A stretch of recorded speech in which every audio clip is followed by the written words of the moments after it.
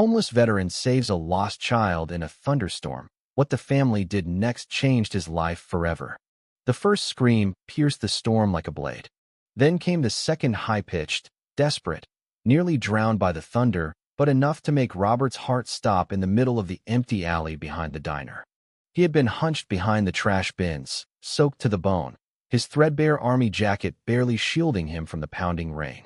For a man who'd been forgotten by his country, by his family, and by time itself, he'd learned to expect nothing from the world anymore. But a child's scream? That wasn't something he could ignore. Not now. Not ever. Robert pushed himself up with a grunt, knees aching from decades of cold sidewalks and colder stairs. He limped toward the sound, boots squelching in the flooded pavement. Another bolt of lightning slashed across the sky, illuminating the narrow street, and there she was. A little girl, no older than 6. Alone, standing under a flickering streetlight, her pink jacket soaked and clinging to her tiny frame, hair plastered to her face, sobbing uncontrollably. Robert's voice cracked from disuse. "Hey, sweetheart. You lost." She turned to him like a frightened animal, backing away instinctively. He raised both hands slowly, palms open, as if facing an armed soldier. "I won't hurt you. I swear. I just want to help." For a moment, nothing. Only the storm between them. And then she stepped forward, shaking, pointing down the street with a trembling hand. My mommy was right there. I was holding her hand, then the car honked, and I let go and ran, and I can't find her." Robert didn't ask questions, didn't scold. He remembered panic. He remembered war zones and evacuations, and the way chaos steals people in a blink. Okay. What's your name?" "Emily." "All right, Emily. We're gonna find your mom. But first, we gotta get out of this rain before you catch something, okay?" She nodded, teeth chattering. He led her toward the alley behind the old mechanic's garage, where a piece of plastic tarp hung loose enough to form a crude shelter. It wasn't much, but it was dry and it was safer than the open street. He wrapped her in his coat, ignoring the cold now biting into his own skin.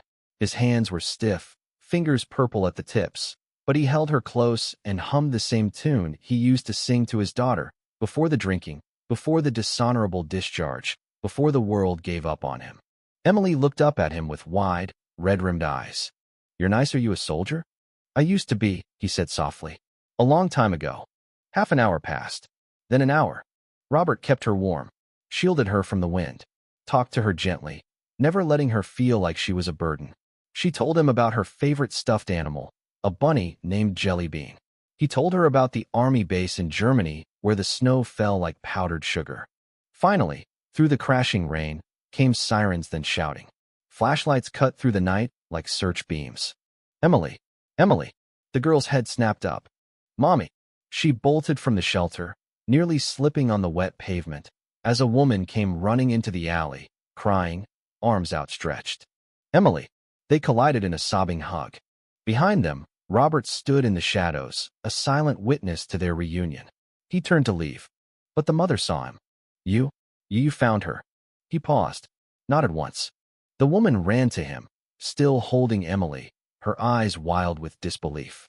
"You saved my baby. What's your name?" "Robert," he said quietly. Before she could say more, a man her husband came running in, followed by police. The parents talked over each other, hugging their daughter, thanking Robert, trying to understand what had happened. A cop stepped forward, eyes narrowing. "You with her?" Robert shook his head. "No, just heard her crying." The officer glanced down at Robert's soaked boots, the ripped sleeve, the dirt under his nails. "You homeless?" Robert hesitated, then nodded again. "Yeah, guess I am." There was a pause, the kind of silence where judgments usually land. But then the mother stepped forward again, placing a hand on his arm. "No, tonight, you're a hero." The next morning, the city woke to a different kind of headline. Homeless veteran saves child during thunderstorm, family calls him guardian angel. Robert didn't read newspapers. But when a sleek black car pulled up beside his usual bench the next day, and the man from last night stepped out, the father, he knew something had changed. "Get in," the man said. "We're not letting you sleep out here anymore." Robert blinked. "What?" "You saved our daughter. Now let us save you." Robert hesitated at the edge of the sidewalk, staring at the sleek car idling before him. Its windshield gleamed in the morning light, wipers still flecked with drops from last night's storm. He hadn't been in a car like that since his discharge ceremony, and back then, it wasn't his own. "You don't owe me anything," he said, the words coming slow, defensive. "I didn't do it for thanks. I did it 'cause it was right." The man Andrew smiled gently. "And that's exactly why we want to help." Emily was in the back seat, her little face pressed against the glass. She waved. Behind her, his tattered army jacket had been folded and laid beside her like a treasure. Robert's throat tightened. Inside the car, it smelled like leather and vanilla, unfamiliar scents that didn't mix with the sour musk of alleyways and damp blankets. He sat stiffly, afraid of dirtying the seats. Emily reached over and gently placed a juice box in his lap. "For you," she said. "It's apple. My favorite." He almost laughed. Instead, he nodded and whispered, "Thanks, kiddo." Andrew drove in silence for a moment, glancing in the rearview mirror. "So, Robert, where are you staying?" Robert shifted. "Wherever there's a roof. Or not. Doesn't much matter." Andrew didn't speak for a few seconds. Then, "You served, right?" "Yeah. U.S. Army. 20 years. Desert Storm, a few tours overseas. Got out not quite the way I wanted." Andrew nodded slowly. "I figured. I read your name tag on the coat." Robert tensed. "You looked through my coat. Only to find your name. So we could find you. We didn't want to let you disappear." They pulled up to a modest 2-story house in a quiet cul-de-sac, the kind of place Robert hadn't stepped foot in since he was a much younger man back when he had a wife, a mortgage, and a daughter who called him daddy before the bottles stole all of that away. The door opened, and Jennifer, Emily's mother, stood waiting. This time, she wasn't crying. She was smiling. Inside, the house was warm. Lived in. Toys on the carpet, a faint smell of pancakes in the air. Robert stopped at the doorway, glancing down at his worn boots. "Should I take these off?" he asked. Jennifer nodded with a smile. "If you'd like. Or not. Whatever makes you comfortable." He looked around, still unsure. "This is more than I'm used to." Emily tugged on his hand. "Come see my room." Robert glanced at the parents. They nodded. So he followed her upstairs, past family portraits, past light-filled windows and neatly stacked books. Her room was a splash of colors, stuffed animals, drawings taped to the walls, a nightlight shaped like a moon. She pointed to a framed picture on her nightstand. "That's my grandpa. He was a soldier too. Like you." Robert looked at the photo. A younger man in uniform, smiling with pride. "Good man," he said softly. "He died before I was born. But Mommy says he used to hum that same song you hummed last night." He blinked. "Really?" She nodded, solemnly. "I think he sent you." Downstairs, Jennifer made him coffee. Not the kind served in chipped soup cans near a shelter, but real coffee, smooth, rich, warm. The steam smelled like mornings in barracks and slow Sundays before deployment. "You said you don't have anywhere to stay," she said gently. "I don't," Robert replied. "Would you consider staying here for a little while?" He stared at her, stunned. "You're offering a homeless stranger a room in your house?" Jennifer didn't flinch. "We're offering a hero a chance to get back on his feet." Robert swallowed hard. He didn't feel like a hero. "I've made a lot of mistakes. Burned bridges. Lost people. We all have," Andrew said, stepping into the room. "But that doesn't mean you stop deserving a second chance." They gave him the guest room. Clean sheets. A window that looked out over a small garden. A dresser with nothing in it but space. Robert sat on the edge of the bed, staring at his reflection in the mirror. He hardly recognized the man looking back. Wild gray beard, scarred hands, eyes that had seen too much. But maybe, just maybe, something could change. That night, he dreamed of his daughter for the first time in years. In the dream, she was little again, tugging on his uniform, asking when he'd be home.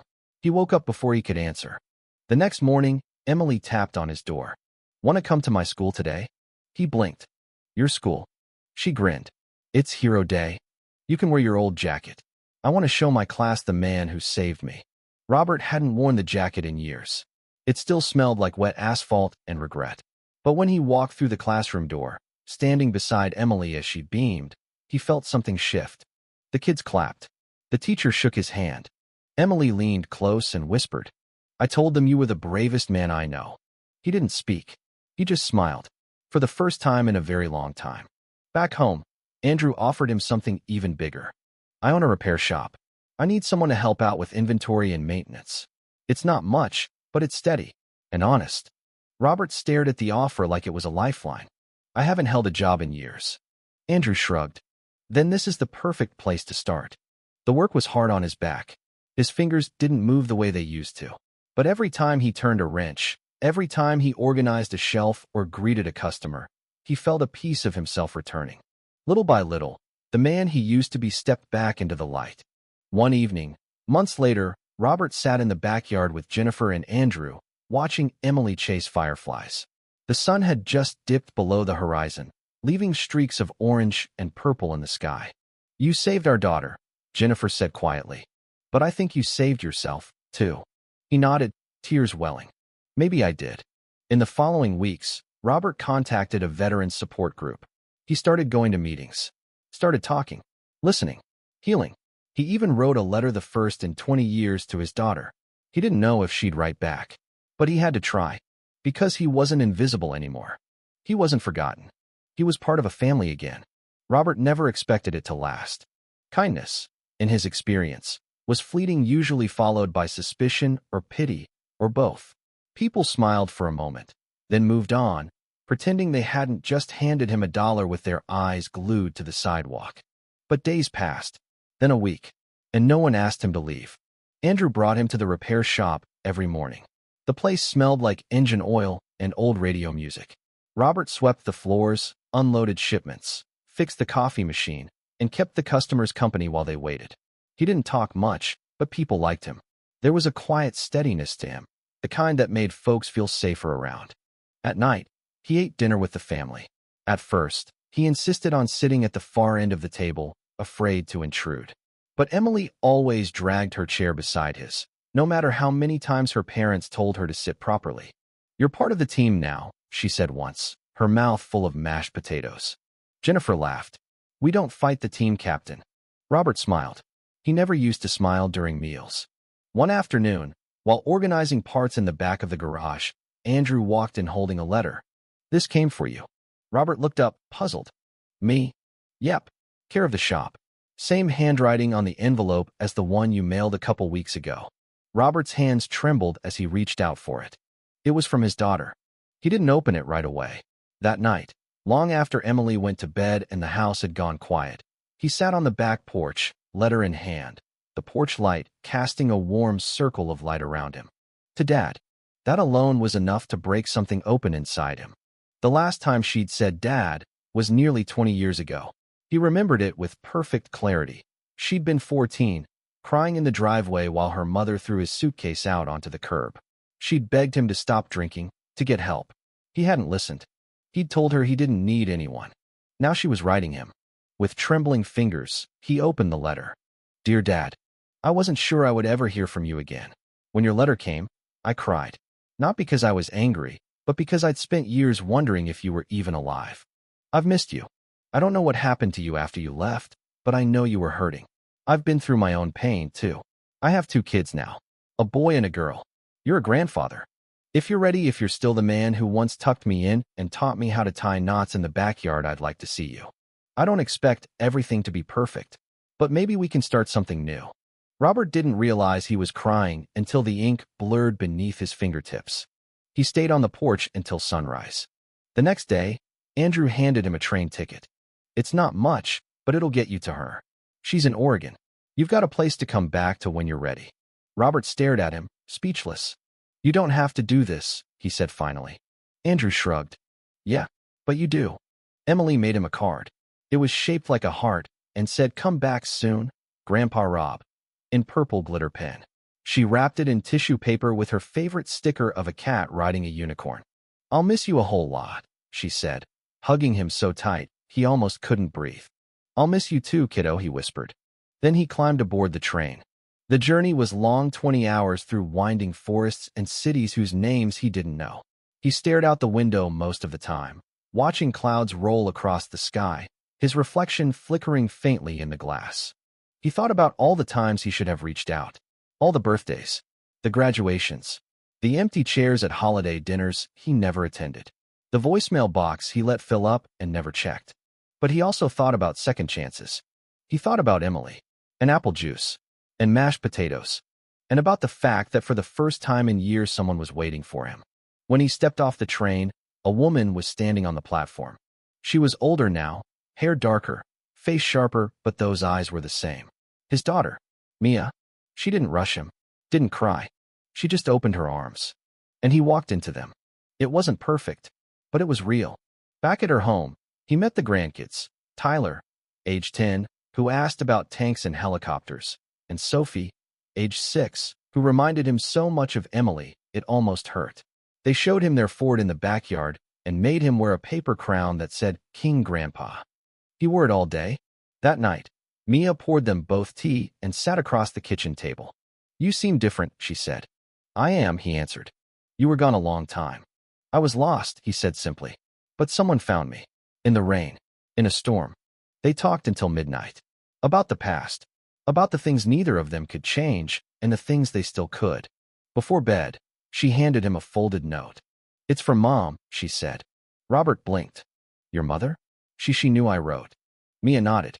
"She told me years ago that if you ever found your way back, I should give you this." Robert unfolded the note slowly. "If you ever come back, Robert, the first hope, it's because you found peace. I love the man you used to be. I hope you become him again. For you. For Mia. For the man who still exists beneath the pain." He held the paper to his chest and closed his eyes.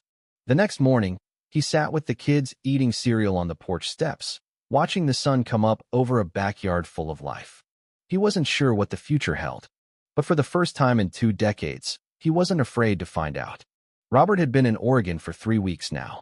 He still couldn't quite get used to waking up in a real bed, in a room with a window that looked out onto pine trees and rose bushes instead of a dirty alley wall. There were birds here, real ones, not just the sound of distant traffic pretending to be nature. And every morning, Sophie would burst through the door before the sun was fully up, jumping onto the edge of the mattress and yelling, "Time for toast, Grandpa." He didn't mind. In fact, he cherished it. But not all of it was easy. He'd spent so long being invisible that being seen every day felt strange. Mia had welcomed him with grace, but Robert saw the little things. The hesitation in her voice when he offered to pick up the kids from school. The way she double-checked if he'd taken his medication, even though he'd told her he didn't need any. She wasn't cruel. She was cautious. And he couldn't blame her. Years of absence left cracks in people that didn't seal overnight. He started working part-time at the local hardware store, thanks to a friend of Mia's from church. The first few days, he barely spoke to anyone. He stocked shelves, carried bags for old ladies, fixed broken display units. His hands still worked, even if they ached more than before. On Thursday of the second week, a man came in mid-60s, balding, with a limp Robert recognized right away. "Army?" Robert asked, stacking a box of paint cans. The man nodded. "You?" "Yeah. 1st Infantry Division. Retired." The man smiled, eyes lighting up. "Vietnam. Welcome home, brother." Those 3 words no one had ever said to him when he'd returned hit Robert like a punch to the gut. He swallowed, nodded. "You too." That night, he told Mia about it.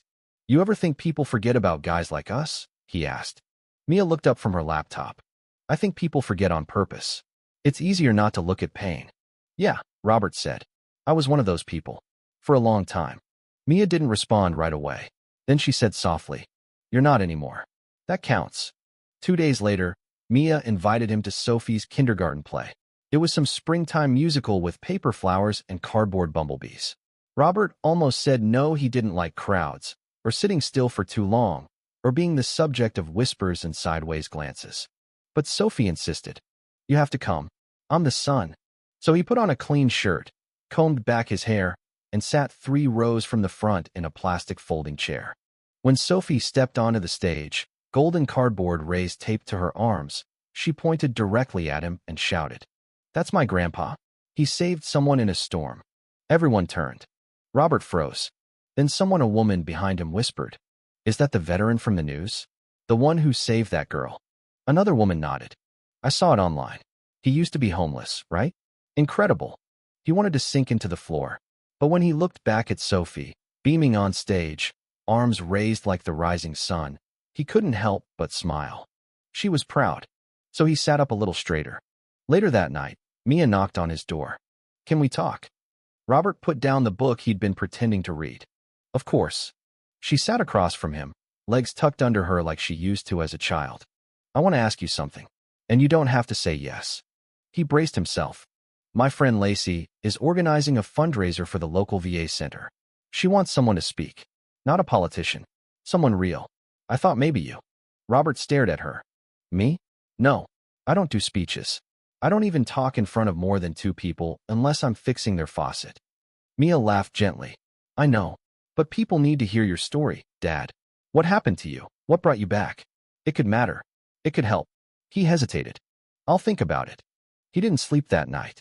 He thought about the bottle, the uniform, the night he got the call that his wife was leaving, that Mia didn't want to speak to him again. He thought about the shelter in Chicago, the winter in Minneapolis, the park bench in Denver. He thought about Emily. He thought about being found. When the day of the fundraiser arrived, Robert stood behind the curtain in a small auditorium packed with local donors, veterans, and families. His hands shook. His knees ached. He hadn't worn his old jacket since the night of the storm. But tonight, he had it on. When his name was announced, there was soft applause. A spotlight. A microphone. He took a breath and walked onto the stage. The lights were blinding. The crowd too quiet. He stared out, heart pounding, chest tight. Then he saw Sophie and Tyler in the front row, sitting beside Mia. Sophie gave him a thumbs up. Robert cleared his throat. My name's Robert Langley. I served 20 years in the Army. Then I spent another 20 running from everything after I came back. Silence. I lost my job, my marriage, my daughter. I ended up on the streets. I didn't think I mattered anymore. He paused. Then, one night, I heard a child crying in a storm. And I didn't think. I just went, found her, held her, kept her safe. That's all I did. A murmur swept through the crowd. But that night, something happened I didn't expect. The girl's family didn't just thank me. They saw me. They gave me a place to sleep. A second chance. A reason to believe I was still a person worth helping. He looked down, voice quieter now. I'm standing here because someone believed in me, when I didn't believe in myself. Another pause. There are hundreds like me out there. Veterans who've fallen through the cracks. Who think no one remembers their names. If you can reach out to one of them, just one, it could change everything. He stepped back from the mic. Silence. Then applause, slow, then rising. Mia stood. Sophie jumped up beside her, clapping harder than anyone. That night, the fundraiser raised more money than they'd expected. Robert stood near the refreshment table, awkwardly sipping lemonade, when a young man in a suit approached him. Sir, I work with a national outreach program for homeless veterans. Would you be willing to share your story more broadly? Maybe even in schools. Robert blinked. Me? I'm not a speaker. The man smiled. You're exactly what people need to hear. In the weeks that followed, Robert found himself being asked to speak more, first at the local high school, then at a community college, then a regional event for Veterans Mental Health Awareness Month.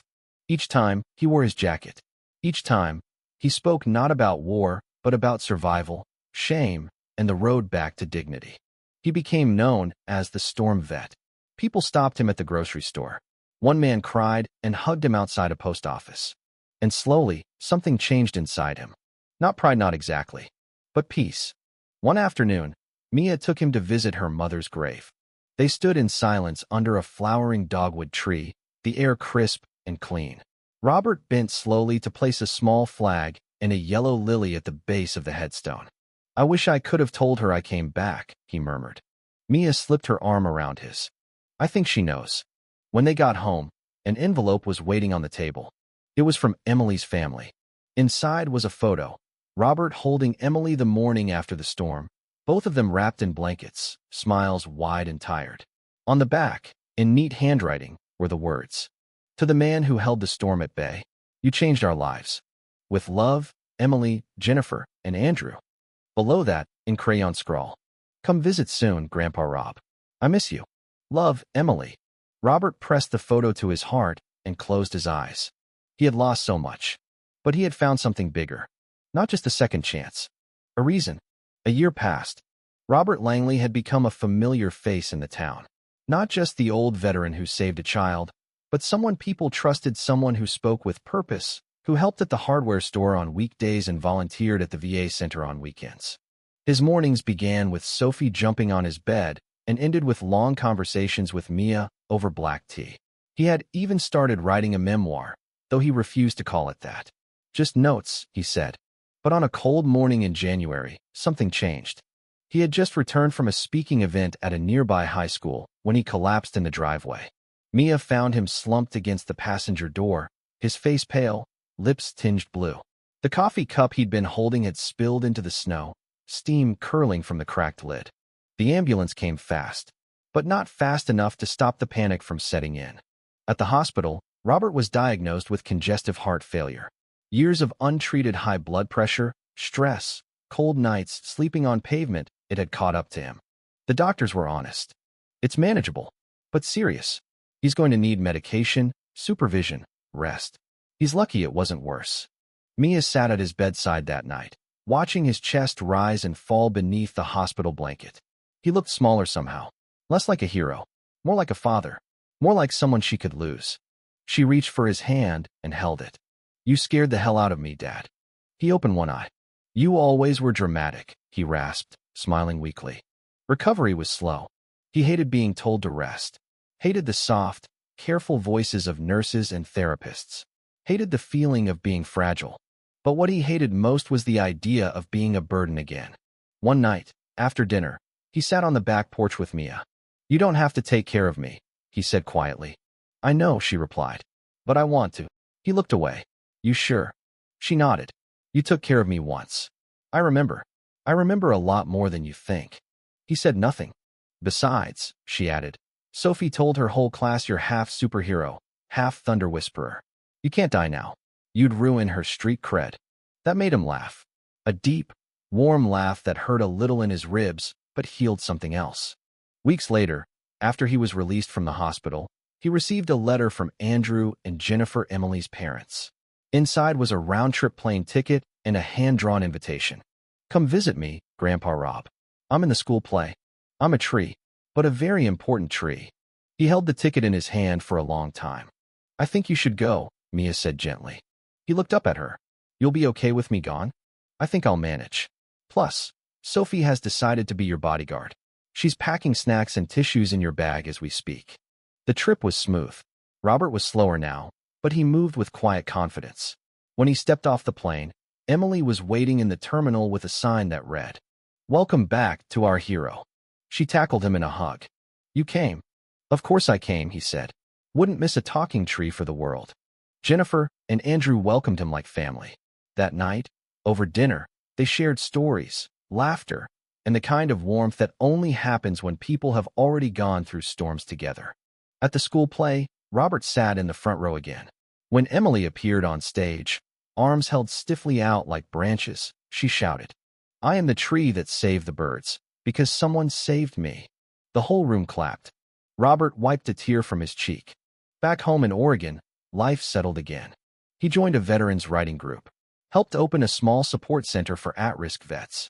Sometimes, younger men struggling with addiction or re-entry into society came to him just to talk. You know, one of them said once, you're the reason I didn't give up. Robert looked at him, stunned. Why? That story. The storm. The girl. You showed me it's not too late. That night, Robert sat at his desk, opened his notebook, and wrote. Sometimes, saving someone else is how you save yourself. His health had good days and bad days. But he didn't fear the end the way he once did. There were people who cared. A family. A second family. And the child he had once lost had become the woman who now made sure he took his pills on time. One afternoon in the spring, Mia walked into the living room and said, Someone's here to see you. Robert raised an eyebrow. Someone. A man stepped into view. Tall. Gray hair. Leather jacket. It took Robert a second. Then, Reynolds. The man nodded. It's been a while, Sergeant. Reynolds had been one of his men, a medic. They hadn't spoken since their unit broke apart after that last deployment.